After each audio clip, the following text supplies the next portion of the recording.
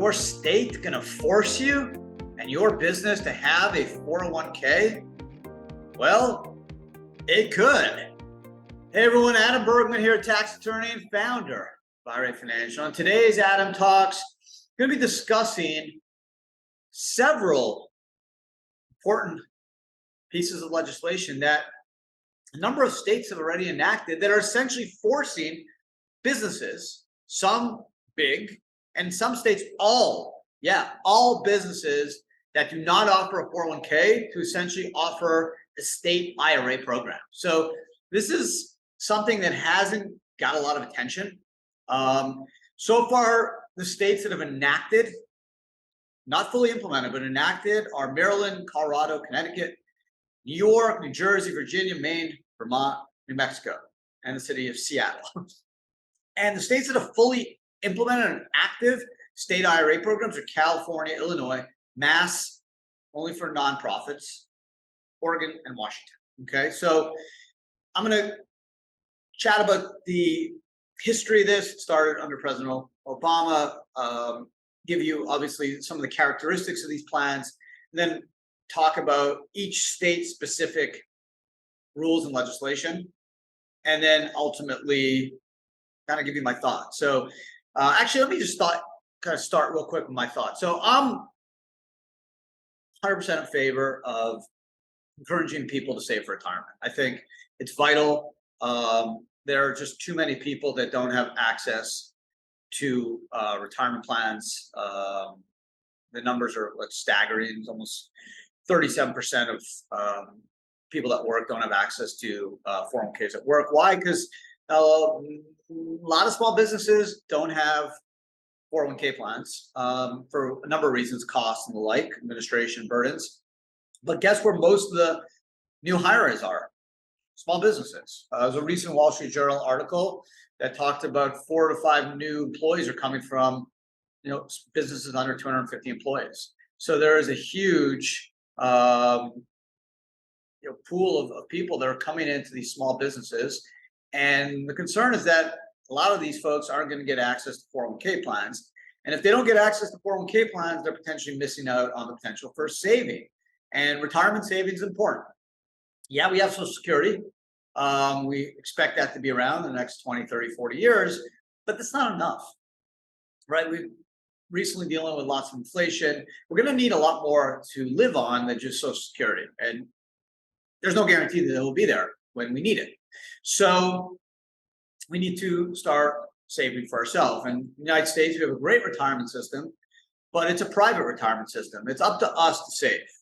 Okay, and if we don't save, the government's not saving for us. Yes, they will provide some Social Security, but that's money we put into the system, right? We're just getting it back, and they're actually taxing it. Prior to 1982, they didn't even tax Social Security payments.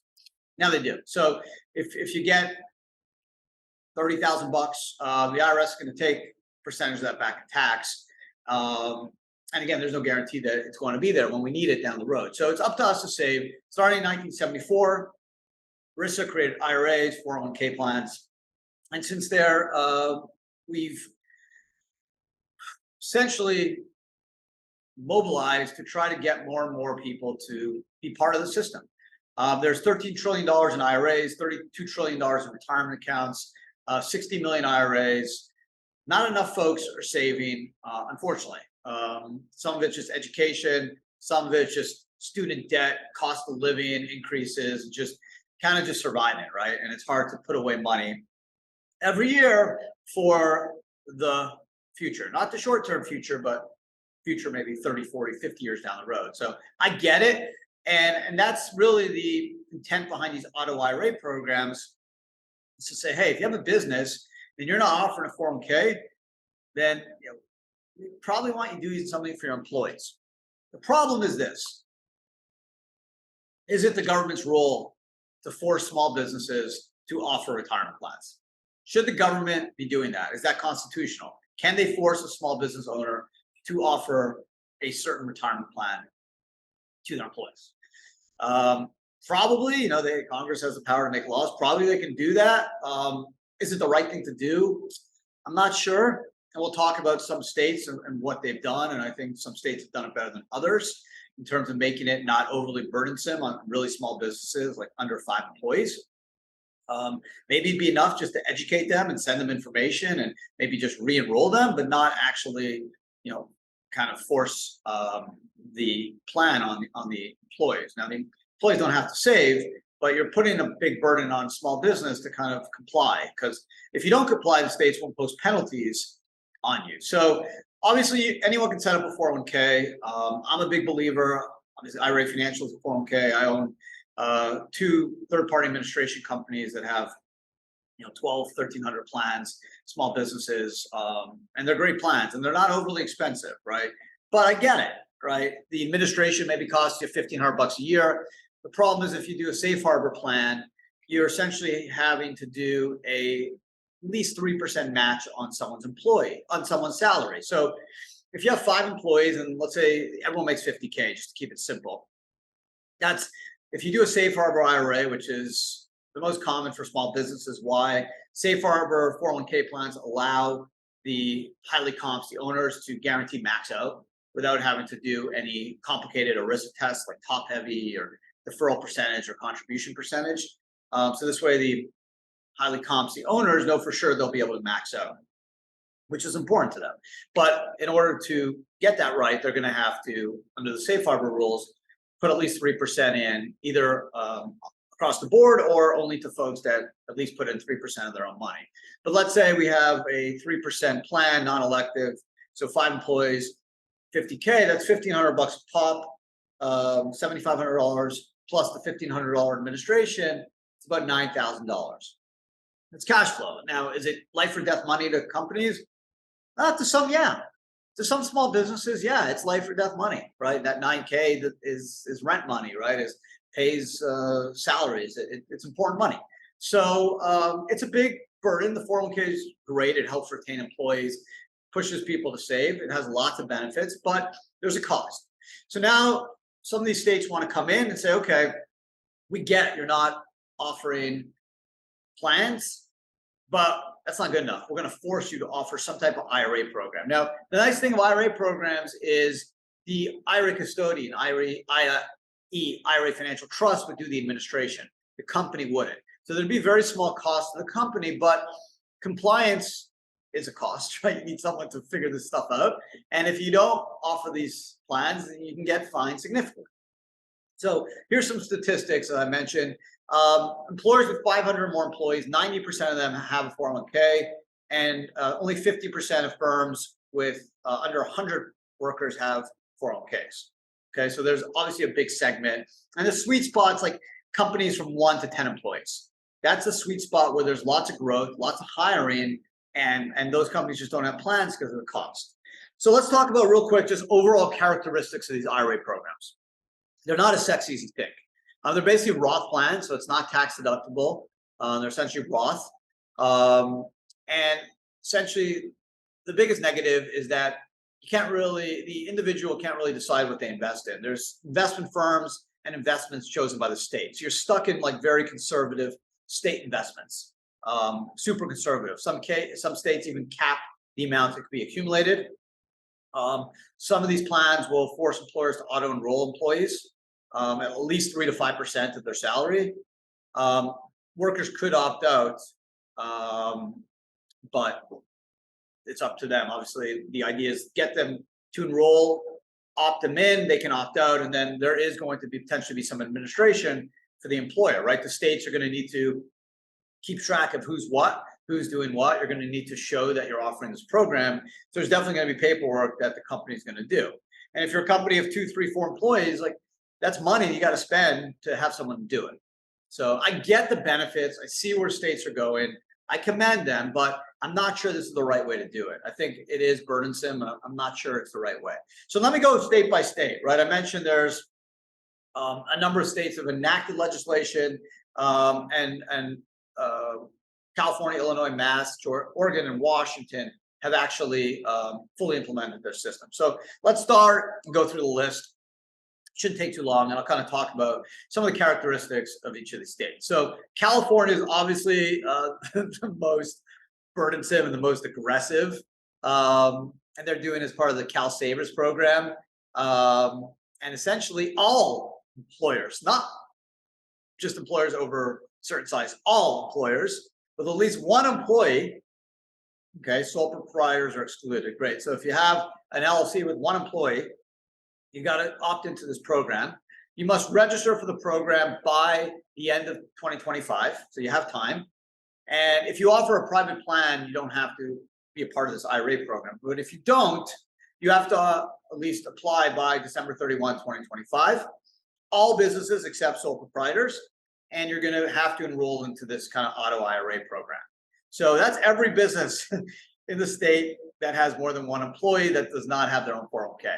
So yeah, there's 2 more years or so, or more, right? There's all 23, all 24, and all 25. So there's about 3 years to get ready for this, but it's going to be a big push. Let's go to Colorado. Colorado is capping it with companies over 5 employees, which is fair. I get it.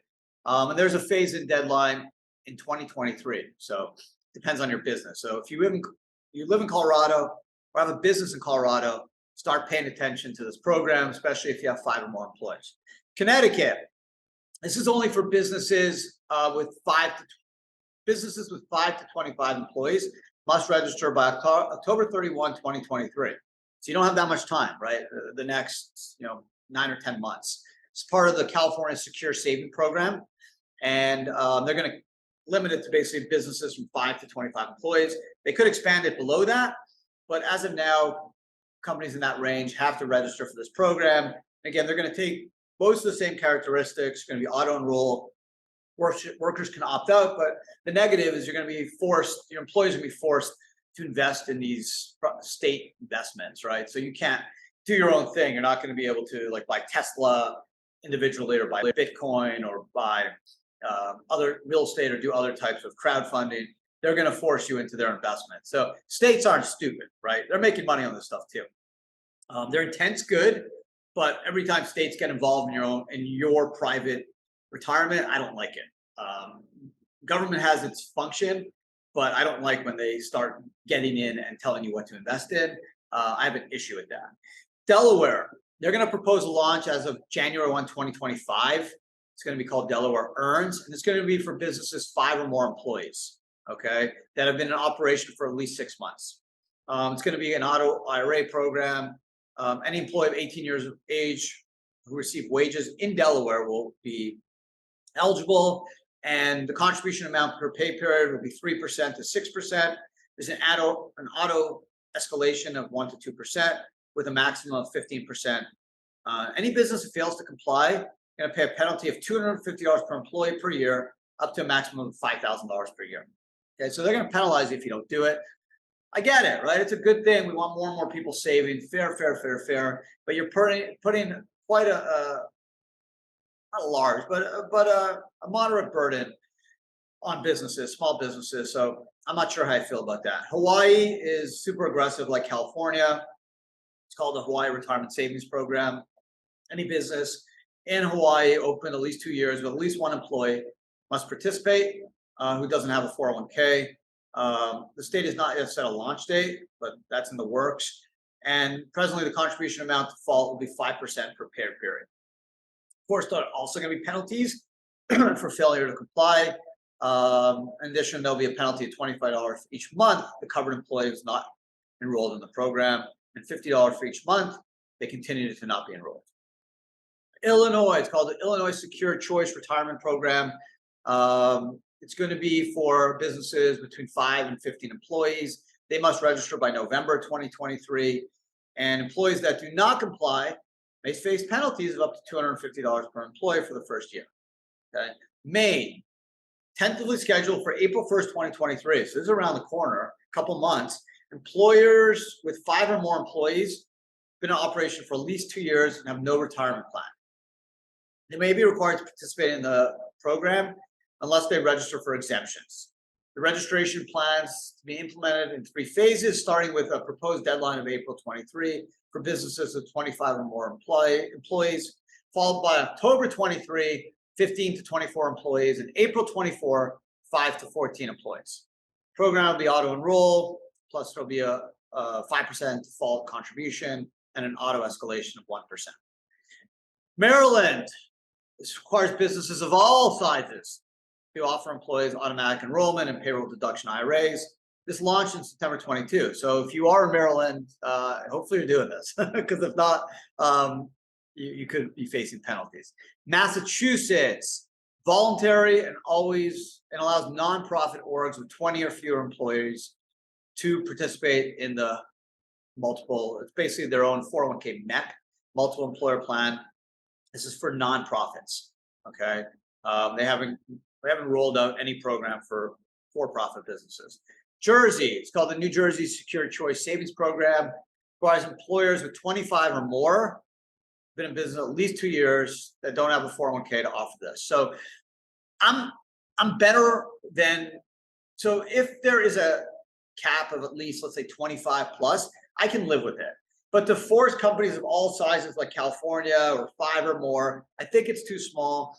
It's overly burdensome on small businesses, and I'm just not in favor of it. But if you have it maybe for companies of 25 or more, or 20 or more, 30 or more, I can live with that. I think the state should also offer a credit, maybe $1,000 or $500, just to cover some of the costs that are going to be attributable to having someone spend some time during the year complying with this program, because there are penalties, and there's going to be some compliance work. You're going to have to fill out paperwork, whether manually or online, to show compliance with this program.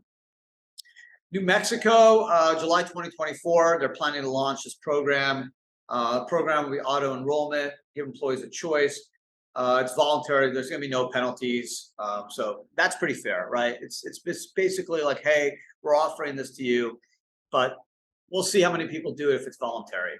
I understand why they want to force compliance, because they want to get more small businesses to offer this. I get it. It's cool. It's fair, but maybe limit it to 25 or more employees, open, let's say 2, 3, 4, 5 years. New York, they have what's called the Secure Choice Savers Program, 10 or more employees, open at least 2 years. Okay, 10's maybe a little too small, but it's better than California, it's better than 5.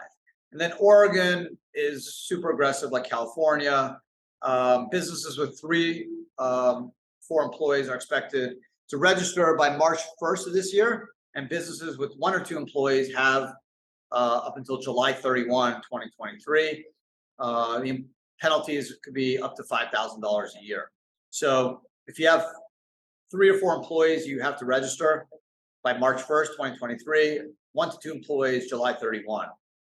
Everyone else, should have been enrolled. So Oregon, like California, they basically want to force all businesses to auto enroll and then penalize them up to 5K. That's harsh. I wonder if anyone is going to argue unconstitutionality and try to argue this in front of the Supreme Court. We'll see. This seems like broad overreach by the government, forcing small businesses to set up retirement plans.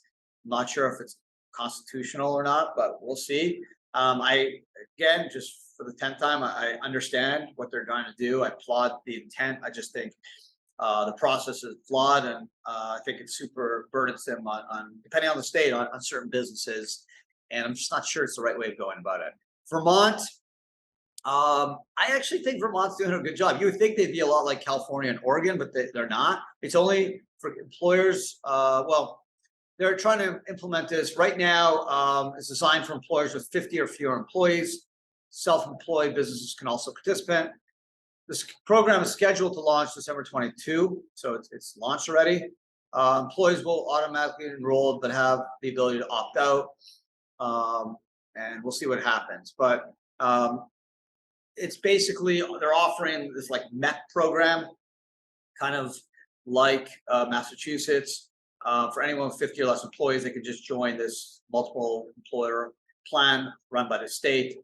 Hopefully they'll be low cost. The problem is the investments will be limited. And again, there's going to be some burden administratively on the company. And then Virginia is scheduled to launch March 2023. Requires employers with 25 or more employees to participate. The goal is to offer 800,000 private sector employees a chance to start saving. Washington State, about 131,000 businesses don't offer workplace retirement plans. Translates to roughly 2 million employees. and they're trying to set something up. State has established its retirement small business marketplace to help businesses offer plans. Participating financial service providers offer low-cost plans to employers with 100 or fewer employees, including sole prop. So it's unclear if it's required. It's more of something that they're incentivizing small businesses to do. But all this is happening, and more states are putting legislation on the books. We'll see when it actually goes live. But this all started with President Obama and the auto IRA program, which he tried to launch around 2012, 13, 14. A couple states enacted it, like Oregon, California, and it just kind of fizzled out. But there are a number of states that have taken the core of the auto IRA program and then kind of turned it into their own state IRA program. Listen, there's too many people not saving for retirement. We're not teaching retirement education in high school and college. It's a problem. I agree. It's a problem. I'm not sure what the right way of doing it is. Yes, businesses are the place where you can grab the most people and get this auto IRA and deduct it from their paycheck. So I agree it's the right spot to target businesses. The issue is you can't burden them. I understand if you don't penalize them, no one's going to do it. We got to find a healthier way. Again, maybe a credit to offset some of the cost. Maybe the employer just needs to, as part of the payroll process, just introduce this and provide link to get started. But that's kind of where the requirement ends. I think a lot of people are going to get turned off because of the investments. People get excited about investments. They want to do things. And if you force them into super conservative investments run by the state, I think you're going to turn people off. Maybe the returns will be steady, unstable, hopefully, but people, it's their money, right? They want to be able to invest it the way they want. And I'm concerned that a lot of these programs, from what I've seen, especially California, Oregon, the program, the investment options are quite limited. So we'll see how it goes. I'm surprised this isn't getting more attention, especially the fact where government is trying to impose their will on businesses and force them into offering state retirement plans. So no one's challenged it, as far as I know, on constitutionality. It didn't go anywhere with Obama, but a lot of states have picked up the steam and now are looking to go further with it and kind of run it themselves. So it's starting. I mentioned the states that have implemented it and some of the other states that are looking to. There's more states that have addressed this and are close to putting legislation on the books that will just create an auto state IRA program. So we shall see what happens. Hopefully it does create more attention and more people want to save for their retirement, but are we cool with governments forcing small businesses to offer retirement plans to their employees and then penalizing them if they don't? Maybe if they offer a credit, I can live with it, but these penalties, like $5,000 per employee, overall penalties is harsh. So we'll see where it goes. But I just want to share it with you. That was something that, on one hand, I kind of in favor of. I like it. On the other hand, I just think it's an overreach by the government. Yeah, they're trying to do good. I get it, but it's total overreach. So we'll see where it goes. But right now, the certain states have it. It's around. No one's challenged it. And if you're in California, Oregon, certain Maryland, certain other states, you're going to have to comply, or the penalties are harsh. So to be continued. I think you'll see more and more states look at this because there is a big void. Right, I mentioned that number where if you're a small business, 57%, 56 companies with 56% under 100 workers. So there's a big chunk that don't have access to if only 50% of companies with 100 or fewer workers have 401ks, then you're talking about obviously 44% that don't. That's a lot of people. There's millions and millions of Americans that aren't getting access. Yes, I should have said this at first. You can always set up an IRA, right? The government doesn't have to force you to do it or force a business to do an auto IRA or 401k, you can always go to IRA Financial, Schwab, Fidelity, TD, just open an IRA, just put your own 6,500 or 7,500 in. It's your right. So that's the weird thing with this. Like, there is a program that already exists called the IRA that you can do. So do we need this push by the government? Does the government need to be literally in our business? Not sure, right? Maybe all you need to do is provide education, or maybe open a free account for them at an institution. And maybe that should be enough. Like, why do we need these IRA programs? Just say, hey, we're going to give you an IRA. Here's a link to an IRA. And that's our only obligation, is we have to at least enroll you into an IRA. It's up to you to put money in. I think that would be fine. No penalties, just as part of the onboarding process, part of payroll. If you have payroll, you have to open an IRA somewhere. I can live with that. But for the government, the state governments, to be literally in your business, their hands are literally in your pocket, telling you what to do. I personally think that's an overstretch. And I started a business. I was a small business at one point. I would not think kindly of government forcing me to offer these programs, especially when I have 2-3 employees and I have to allocate time and expenses to this. I think that's kind of unfair. So there you go. That's my 2 cents, whatever that's worth. Otherwise, I hope you guys enjoyed the video, the podcast. An important topic. Just want to share it because there's not been a lot of attention on it. So hope you guys have an amazing day. Thanks for watching or listening. It's a weekly podcast. Obviously, you should know. Been doing this like 5 years almost. Drops every Wednesday. So hope you guys enjoyed it. Have an amazing rest of your day, and cheers. Take care.